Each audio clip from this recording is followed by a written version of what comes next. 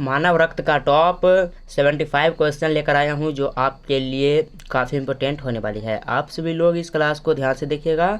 चलिए आज का पहला नंबर प्रश्न देखते हैं, और यदि आपको किसी सवाल का जवाब यदि पहले से मालूम होगा तो आप सभी लोग कमेंट में बताइएगा। चलिए पहला नंबर प्रश्न देखिए, मानव शरीर में रक्त का कौन सा कार्य नहीं होता है?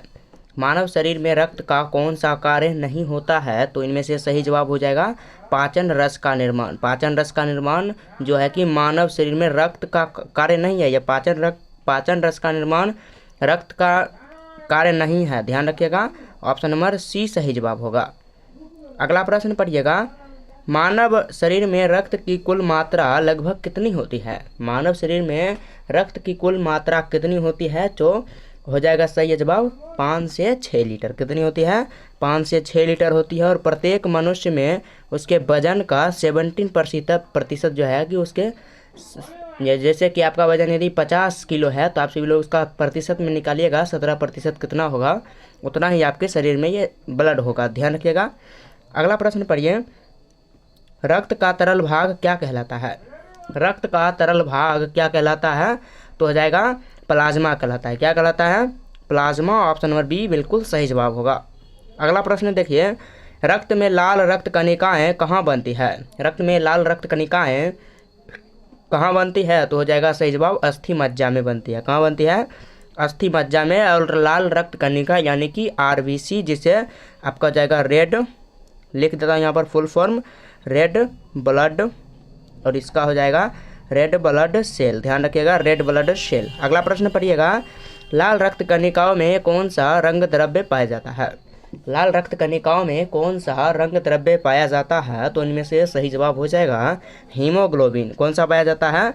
हीमोग्लोबिन। ऑप्शन नंबर बी सही जवाब होगा। अगला प्रश्न देखिए, आरबीसी का जीवन काल कितना होता है? आरबीसी का जीवन काल 120 दिनों का होता है। कितना होता है? 120 दिनों का, ध्यान रखिएगा। अगला प्रश्न पढ़िएगा, रक्त का लाल रंग किसके कारण होता है? रक्त का जो लाल रंग होता है, आपके शरीर में जो रक्त होगा वो लाल रंग का होगा। वो किसके कारण होता है लाल रंग का? तो हीमोग्लोबिन के कारण होता है। किसके कारण होता है? हीमोग्लोबिन के कारण। हीमोग्लोबिन। ऑप्शन नंबर बी बिल्कुल सही जवाब होगा। अगला प्रश्न पढ़िएगा, रक्त में कौन सी कोशिका शरीर को रोगों से बचाती है? रक्त में कौन सी कोशिका शरीर के रोगों से बचाती है? तो इनमें से सही जवाब हो जाएगा डब्ल्यूबीसी, यानी कि वाइट ब्लड सेल जो है कि मानव रक्त में शरीर में रोगों से बचाती है, डब्ल्यूबीसी। और डब्ल्यूबीसी का जीवन काल कितने दिनों का होता है?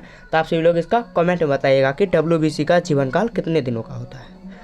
अगला प्रश्न पढ़िए, प्लेटलेट्स का मुख्य कार्य क्या है? प्लेटलेट्स का मुख्य कार्य क्या है? तो रक्त का थक्का बनाना। क्या कार्य हो जाएगा? रक्त का थक्का बनाना। ऑप्शन नंबर सी सही जवाब होगा। अगला प्रश्न, रक्त का कौन सा घटक सबसे अधिक मात्रा में पाया जाता है? रक्त का कौन सा घटक सबसे अधिक मात्रा में पाया जाता है? तो सही जवाब हो जाएगा प्लाज्मा। कौन सा हो जाएगा? प्लाज्मा। ऑप्शन नंबर सी सही जवाब होगा। अगला प्रश्न देखिए, रक्त का कौन सा घटक शरीर का पीएच संतुलित रखता है? रक्त का कौन सा घटक शरीर का पीएच संतुलित रखता है? तो संतुलित रखने में किसका कार्य हो जाएगा? प्लाज्मा का कार्य होगा। सही जवाब ऑप्शन नंबर बी सही जवाब होगा।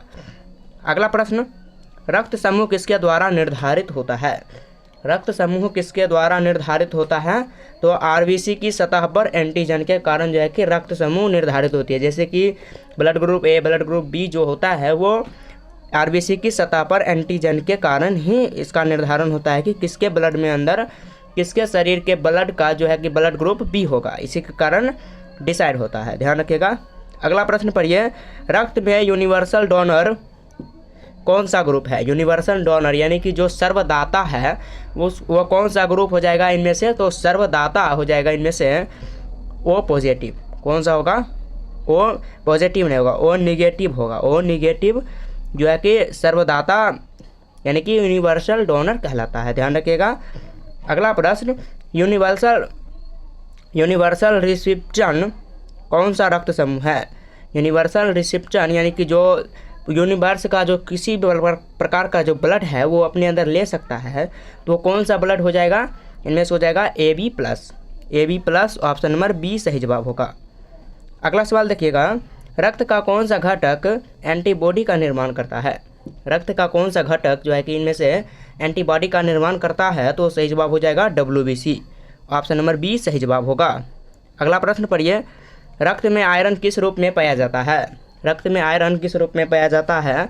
तो फेरस के रूप में पाया जाता है आयरन, ध्यान रखिएगा। अगला प्रश्न, रक्त का द्रवित भाग का कितना प्रतिशत पानी होता है? रक्त का द्रवित भाग कितना प्रतिशत जो है कि पानी का होता है, यानी कि प्लाज्मा का होता है? तो सही जवाब हो जाएगा 90%। कितना होता है? 90%, ध्यान रखिएगा। अगला प्रश्न, हीमोफीलिया किससे संबंधित रोग है? हीमोफीलिया किससे संबंधित रोग है?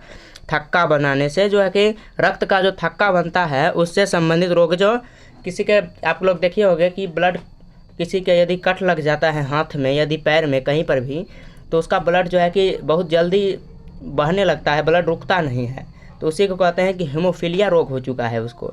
उसके पास विटामिन के की कमी के कारण, और हीमोफीलिया रोग किस विटामिन के कारण होती है? तो विटामिन के कारण होती है, और उसी के कारण जो है कि रक्त का थक्का नहीं बनता है, और रक्त का थक्का नहीं बनता है उस व्यक्ति को हीमोफीलिया रोग हो चुका है, ध्यान रखिएगा। अगला प्रश्न पढ़िए, रक्त के लाल रक्त कणिकाओं का निर्माण किस विटामिन पर निर्भर करता है? रक्त के लाल रक्त कणिकाओं का निर्माण किस विटामिन पर निर्भर करता है? तो सही जवाब हो जाएगा विटामिन B12 के जो है कि कार्य पर निर्भर करता है, विटामिन B12। अगला प्रश्न, रक्त के थक्का बनने में कौन सा विटामिन आवश्यक है?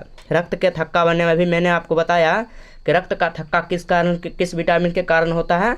तो विटामिन के कारण होता है। ऑप्शन नंबर सी सही जवाब होगा। अगला प्रश्न, रक्त का pH मान लगभग कितना होता है? 7.4 हो जाएगा रक्त का pH मान। अगला प्रश्न पढ़िएगा, रक्त का निर्माण किसे कहते हैं? तो हेमोपोएटिस। किसे कहते हैं? हेमोपोएटिस को रक्त का निर्माण कहते हैं, ध्यान रखिएगा। अगला सवाल, श्वेत रक्त कणिका की आयु कितनी होती है? श्वेत रक्त में रक्त कणिकाओं की जो आयु होती है वो कितनी दिनों की होती है?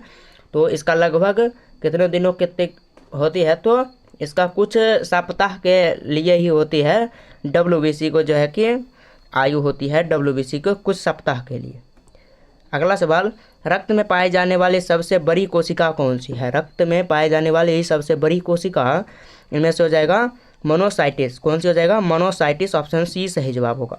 अगला सवाल, रक्त में कौन सा तत्व ऑक्सीजन के साथ मिलकर ऑक्सी हीमोग्लोबिन बनाता है?